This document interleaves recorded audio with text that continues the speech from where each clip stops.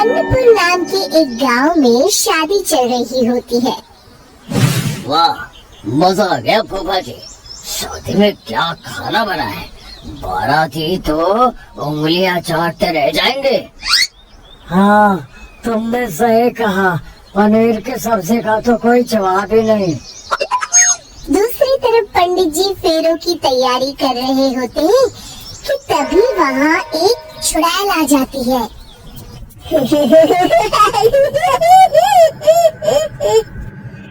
अरे मर गया रे, ये चुड़ैल यहाँ क्या कर रही है? अरे दिवाकर जी, ये आपके कौन से रिश्तेदार हैं? अरे मुझे क्या पता, क्या भाग्यवान, कहीं ये तुम्हारे मायके से तो नहीं आई है।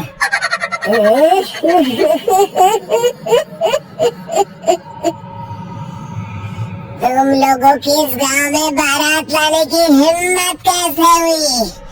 मेरे रहते इस गांव में किसी की शादी नहीं हो सकती। अब तुम लोग देखो मैं क्या करती हूँ। अरे मर गया रे, मैंने सुना है ये जबान की पक्की है। भागो रे भागो, वरना ये चुड़ैल किसी को नहीं छोड़ेगी। हाँ, तुम सही कहते हो मोहन भाई, यहाँ से भाग लेने में ही हम सबकी भलाई है।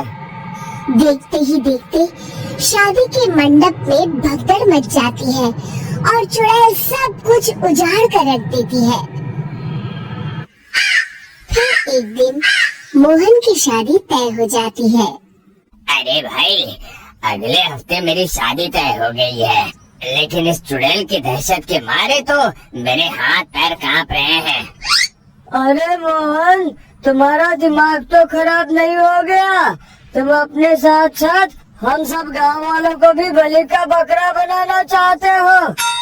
उस चुड़ैल के रहते तुमने अपनी शादी के बारे में सोच भी कैसे लिया? देखो गोपाल, डर तो मुझे भी लग रहा है, लेकिन उस चुड़ैल के डर से मैं जिंदगी भर कुंवारा तो नहीं रह सकता।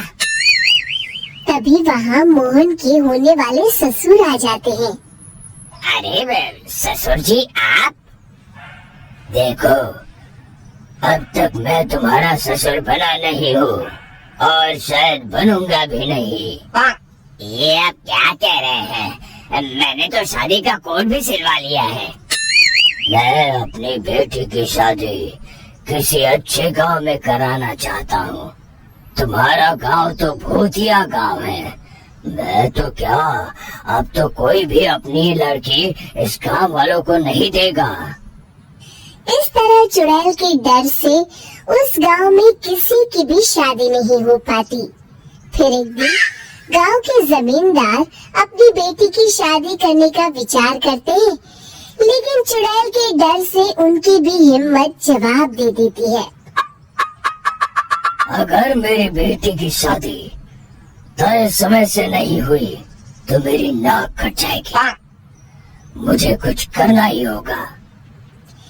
एक सलाहकार के कहने पर जमींदार काशी से एक बहुत ही नामी तांत्रिक को अपने घर बुलवाते हैं, जो भूत चुड़ैल को पकड़ने में माहिर माना जाता था। जमींदार साहब, आप चिंता मत करिए। इस गांव की सीमा में प्रवेश करते ही मुझे उस चुड़ैल के बारे में सब पता चल गया था। आप उसे जल्दी से जल्दी कैद कर लीजिए ताकि मैं अपनी बेटी की शादी कर सकूं।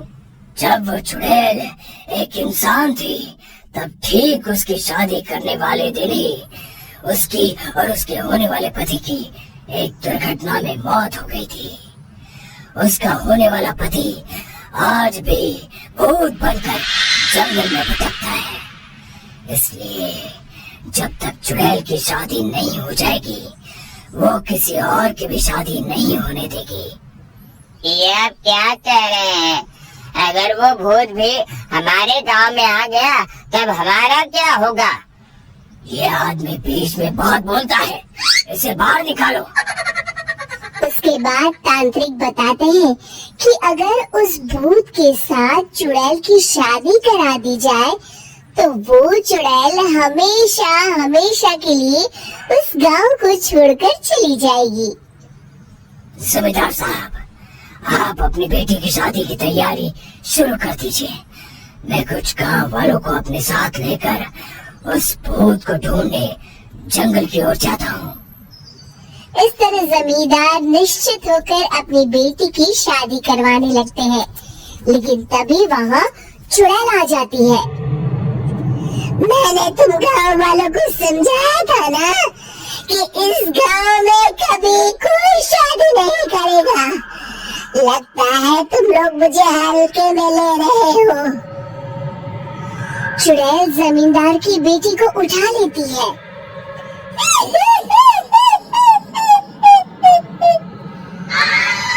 अब देखती हूँ बिना दुल्हन के तुम लोग शादी कैसे करोगे।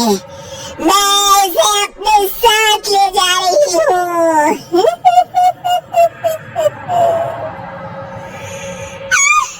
छोड़ मुझे, पिताजी, मुझे बचाइए। अरे कोई मेरी बेटी को बचाओ। तभी तांत्रिक उस भूत को लेकर वहाँ पहुँचता है। अरे भाग्यवान, रुको, इन मासूमों को परेशान मत करो, मैं आ गया हूँ, अब तुम मेरे साथ चलो। चुड़ैल बहुत खुश हो जाती है। आप आ गए, चलिए अब हम मंदिर में चलकर शादी कर लेते हैं। अरे अरे अरे अरे, ये क्या कह रही हो? मंदिर में जाके दोबारा मरना है क्या? चलो, आज से हम जंगल में रहेंगे। चुड़ैल चली गई, अब मेरी शादी हो जाएगी। इस तरह सभी गांव वाले खुशी से झूमने लगते हैं।